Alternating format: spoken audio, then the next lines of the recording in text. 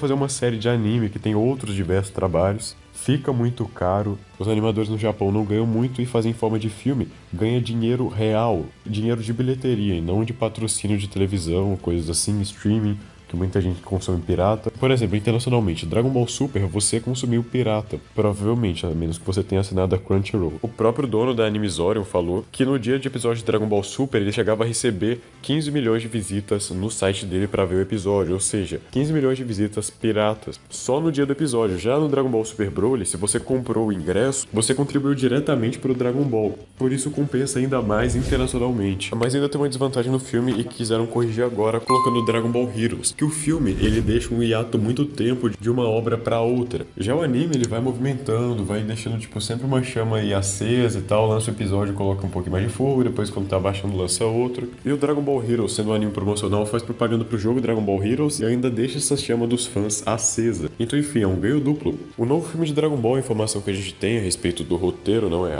que informação, mas é que ele vai se passar logo após Dragon Ball Super Broly, uma continuação direta. Na minha opinião, não vai ter o Broly no filme, porque o Broly foi para outro planeta e eles vão aproveitar o Broly depois. Inclusive, talvez ele se passe após a saga Moro. Já a adaptação de anime do novo Dragon Ball Super, ela ainda não foi confirmada oficialmente. Foi confirmado o filme, mas eu vou falar aqui para vocês que, apesar dela não ter sido confirmada oficialmente, pensa comigo aqui por 2 segundos. Dragon Ball Super, aqui no Brasil, em um dia de episódio, em um site pirata, um só, não todos, contando todos juntos, fazia 15 milhões de acessos. 15 milhões. Isso aqui é aqui no Brasil. E Dragon Ball Super sempre tinha uma das melhores audiências, ficava sempre ali nos animes entre sexto, quinto colocado, em audiência de TV lá, só que Dragon Ball Super dá um pau em todos esses outros animes que faziam mais audiência que ele, tipo Sazae-san, Doraemon, que são animes que a gente mal conhece aqui no Ocidente e só fazem sucesso lá no Japão, porque alguns são tipo infantis, assim, tipo Turma da Mônica. Tem animes também que são shonen, tipo One Piece, que é do mesmo gênero de Dragon Ball, que fazia normalmente mais audiência que Dragon Ball, eu lembro das tabelas de audiência. Acho que Dragon Ball Super passou apenas em 2 episódios, mas isso foi porque tava no ápice da saga Zamasu, o episódio mais importante, e no One Piece tava em um episódio de transição filler. E mesmo assim a audiência foi bem parecida, então em quesito de audiência,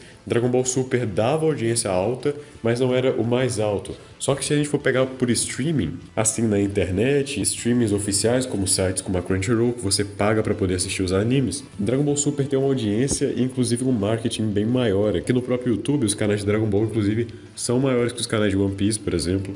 Então tem toda essa questão. E a prova maior que Dragon Ball Super é tão lucrativo foi que no ano de 2018, no ápice do Torneio do Poder, só Dragon Ball, a franquia Dragon Ball, teve uma renda aproximada com a renda da Disney. A gente pode pensar que Toei Animation é meio louco de não continuar com Dragon Ball, mas o problema de Dragon Ball ainda não está passando é porque não tem material original para poder adaptar, porque a Toei Animation é conhecida por ser um estúdio de anime que pega muitos animes ao mesmo tempo, e por isso eles acabam não fazendo nenhum bem feito. Teve vários defeitos de animação, então ela é conhecida por isso, pegar vários animes e nenhum entregar bom. Em quesito animação, depois tem momentos em Dragon Ball que a animação ficou excelente, como no Torneio do Poder, mas isso é fundamental mais nos episódios importantes.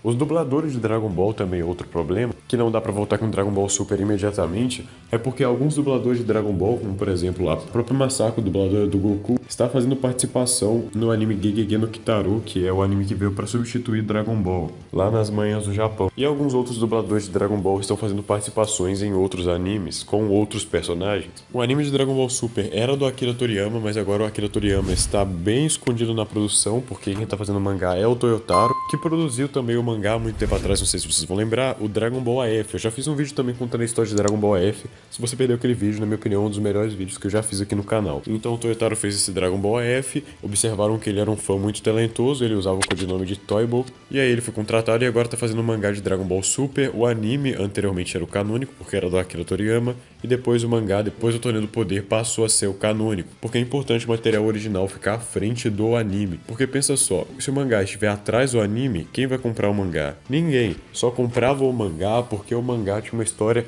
levemente diferente, mas por exemplo, se o mangá está à frente do anime, a gente ainda não viu em anime, então o mangá vai vender mais. Já o anime ele não vende muito em mídia física, tipo Blu-ray, DVD, coisa assim. Os Blu-rays geralmente eram a maior fonte de renda de boa parte dos animes, mas no caso de Dragon Ball, ele é mais um anime de audiência, porque se ele passa na televisão, meio que dá uma matada no Blu-ray, porque você já assistiu. Então com todas essas evidências, não precisa de uma confirmação oficial do novo anime de Dragon Ball. O novo anime de Dragon Ball, muito provavelmente, vai adaptar a saga Moro ou o Dragon Ball Super Super Broly, porque a gente já viu que o Fukatsu no F, o Renascimento de Frieza, e a Batalha dos Deuses foram adaptadas para o anime, então pode ser que adaptem o Dragon Ball Super Broly como animação do anime, um pouco diferente. Pode ser que mudem o traço do anime pro traço do filme, seria interessante, mas aquele traço, na minha opinião, combina mais com o filme mesmo. Não sei nem se vão conseguir fazer. Então, quando eles tiverem material original, o mangá, para poder adaptar, passar para anime, passar o mangá para anime, deve acontecer. Isso não deve tardar muito. O único problema agora, atualmente, é a situação que a gente está vivendo no mundo atualmente, economia abalada, várias coisas, o próprio isolamento social, mas isso deve ser contornado. E o filme de Dragon Ball deve ser lançado em 2021 ou 2022, provavelmente 2022, sendo otimista 2021, e o anúncio do anime deve vir logo após o novo filme. Então, o anime pode adaptar o Dragon Ball Super Broly,